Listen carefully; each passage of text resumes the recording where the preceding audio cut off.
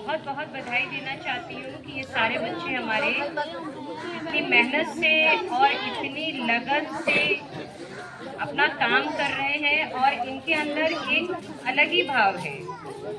देखो, देश सेवा, देश प्रेम आदमी हर तरह से अलग अलग तरीके से कर सकता है। उसके लिए बॉर्डर पर जाने के लिए या डॉक्टर बनने के लिए या और सेवा करने की जरूरत नहीं होती, सिर्फ आपका भाव होना चाहिए। और भाव के लिए सबसे बड़ी जो चीज होती है वो ये है कि हम अगर कुछ बन जाए तो बनने के बाद हमारी जिम्मेदारी बनती है कि हम अपने से छोटों को, अपने से कमजोर लोगों को, प्रिविलेज लोगों को, जिनको ज़रूरत है उनको हम, पैसे से कोई ज़रूरी नहीं होता कि आप पैसे से ही मदद करें। आप अपनी शिक्षा के द्वारा, अपने ज्ञान के द्वारा और दूसरों का हाथ पकड़ के आप अगर उसको आगे बढ़ाएंगे तभी ये हमारा समाज तैयार होता है। समाज कभी किसी एक व्यक्ति के द्वारा नहीं बनता है, उसके लिए सबकी एक एक बूंद जोड़ करके, एक एक बूंद जोड़ करके आप एक समाज बनाते हैं। और अच्छा समाज बनाने के लिए जब हमारे पास अच्छे लोग होते हैं, उनकी भावनाएं अच्छी होती हैं, तो हमारा देश भी बहुत अच्छा बनता है। तो मैं सचिन और आपकी सभी टीम को इस बात के लिए बहुत बहुत धन्यवाद देती हूँ और मैं हमेशा आप लोगों से जुड़ी रहूँगी। जितना मुझसे संभव हो सकेगा मैं पूरी आप लोगों की मदद करूँगी, जहाँ पर भी जिस भी तरीके से, है ना, मैं अपनी काबिलियत के हिसाब से मैं आपकी मदद कर सकती हूँ तो मैं आपकी मदद जरूर करूँगी। और आप सब लोगों को होली की बहुत बहुत मुबारक। और बच्चों, आप लोगों को पता है होली क्यों मनाई जाती है? बताओ भाई, उसको माइक दे दो। होली के एक दिन पहले ही होलिका मनाई जाती है, पर होलिका क्यों मनाई जाती है ये शायद से सबको नहीं पता होगा। तो मैम, होलिका एक लड़की का नाम था जो कि महादेव की भक्त थी। तो मैम वो बहुत ही तपस्या करके उसने महादेव को प्रसन्न किया था। तो मैम वो प्रसन्न करके उनसे एक वरदान ली थी कि मैं आग में अगर कभी भी अगर मैं जाऊँ तो जल ना पाऊँ, मैं सबको बचा पाऊँ ताकि। तो मैम वो, उसका एक छोटा भाई था जो कि वो बहुत ही उससे जलन करती थी। तो मैम जब वो जलन करती थी तो उसे देखकर गुस्सा भी बहुत आता था। तो मैम वो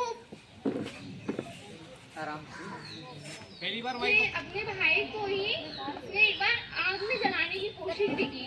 तो वो आग में सोची कि मैं भी उसके साथ बैठ जाऊँ, मैं तो जलने वाली तो हूँ नहीं, मेरा भाई ही जलेगा।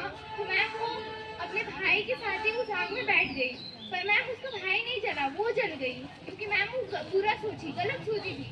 इसी वजह से तो वो मैम होली के इसी कारण से होली के एक दिन पहले ही होलिका मनाई जाती है। Thank you. और जिस बच्चे को उसने लेकर बैठा था वो बच्चा कौन था? नहीं, ये कहानी ना हमारे बहुत पुराने काल की कहानी है। तो एक आपका, जैसे पहले जैसे इंसान देवता होते हैं, राक्षस होते हैं ना, जैसे धरती होती, पाताल होते हैं। तो जो पाताल का राजा जो हिरण्याकश्यप था, ठीक, जो राक्षस राज थे, हिरण्याकश्यप जो है उनका पुत्र था प्रहलाद, ठीक है। और होलिका जो थी वो प्रहलाद की बुआ थी, वो उनकी सिस्टर नहीं थी, ठीक। तो होलिका ने, ये तो वरदान उसको, होलिका को था कि अगर आप आग में बैठेंगी तो आप नहीं जलेंगी। लेकिन एक और उसको श्राप भी था कि अगर आप गलत इरादे से जाएंगी तो आपका नुकसान हो जाएगा। और जो प्रहलाद थे वो भगवान विष्णु के बहुत बड़े भक्त थे। तो इसलिए जो राक्षस राज जो आपके हिरण्याकश्यप थे, वो चूंकि विष्णु से बहुत चिढ़ते थे और वो अपने आप को उन्होंने राजा घोषित कर रखा था और अपने आप को उन्होंने भगवान घोषित कर रखा था। उन्होंने कहा था कि सिर्फ मेरी पूजा होनी चाहिए क्योंकि मैं तुम लोगों का भगवान हूँ। लेकिन इस दुनिया में क्या होता है कि जब कोई चीज़ बिगड़ती है तो उसको बनाने के लिए ईश्वर कोई दूसरी चीज़ भेज देता है। तो इसलिए जब प्रहलाद जो हिरण्याकश्यप की जो पत्नी थी, मतलब प्रहलाद की जो माँ थी, वो भी विष्णु की बहुत बड़ी भक्त थी। तो प्रहलाद जब पैदा हुए तो प्रहलाद विष्णु के बहुत बड़े भक्त थे और अपने पिताजी की वो नहीं सुनते थे। तो उनके पिताजी क्या करते थे कि हर वो भगवान विष्णु से नफरत की वजह से वो अपने बेटे को खत्म करना चाहते थे। तो उन्होंने बहुत से तरीके अपनाए। कभी उनको पहाड़ से नीचे फेंक दिया, कभी उन्होंने अपनी सिस्टर, मतलब उसको होलिका को समझाया कि तुम्हारे अंदर तो इतनी ताकत है, तुम तो जलोगी नहीं, तुम उसको लेकर के बैठ जाओ, वो जल जाएगा तो मेरा दुश्मन खत्म हो जाएगा। मतलब अगर उसका नुकसान होगा तो विष्णु का नुकसान होगा। लेकिन क्या हुआ, इसका उल्टा हुआ। तो हमको होली जलाने, होली हम लोग इसलिए नहीं कि आप मतलब होली जलाते हो या होलिका की कहानी है। बेसिकली कहानी ये बच्चों कि होली का मतलब होता है कि हम अपने मन की सारी बुराइयों को, किसी दूसरे के प्रति दोष को या हमारे अंदर जो गलत भावनाएं हैं उनको हम खत्म करें। तो दिस इज कॉल्ड होली। अच्छा, एक किस्सा और सुनाऊं। नरसिंह का किस्सा जानते हो?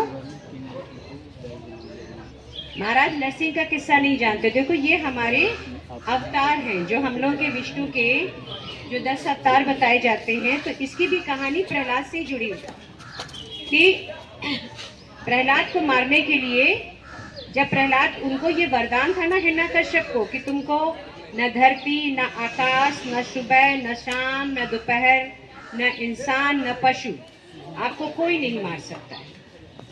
तो अगर तुम्हारा भगवान वाकई में है तो तुमको कैसे बचाएगा? तो उन्होंने क्या किया कि अपने महल में खूब गर्म लोहे में प्रहलाद को बांध दिया। तो उसी समय उससे कौन पैदा हुआ? भगवान नरसिंह पैदा हुए।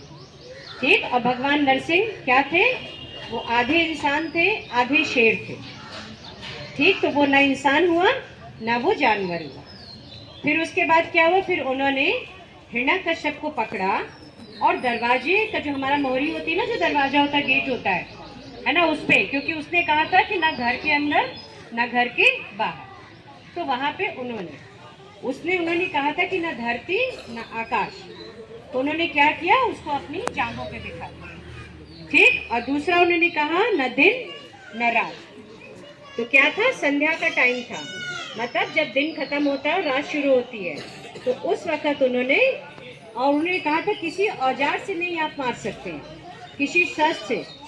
तो उन्होंने, जो नरसिंह थे, उन्होंने अपनी बड़े बड़े नाखून उनके जो है, तो उन्होंने हिरण्यकश्यप का पेट फाड़ दिया और हिरण्यकश्यप का संहार किया।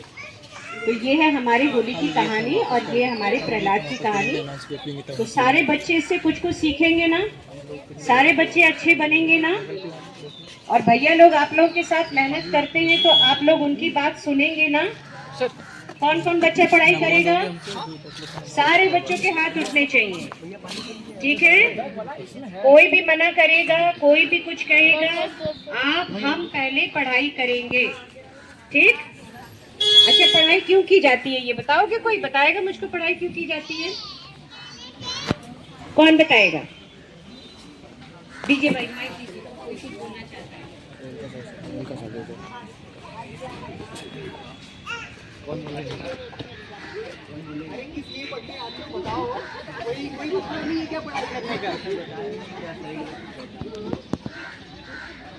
अरे एक ही लोग नहीं, बार एक ही लोग खड़े होंगे।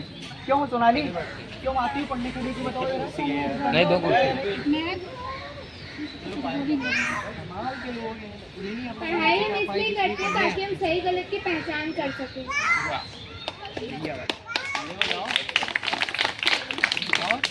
और कोई मुझे कुछ बनना होता है कि बस ऐसे ही रहना है? दो सालू को बोलो, हमें बोलोगे, तुम नहीं बोलोगे। अरे ऐसे डरना है, इसमें डरना थोड़ी होता है।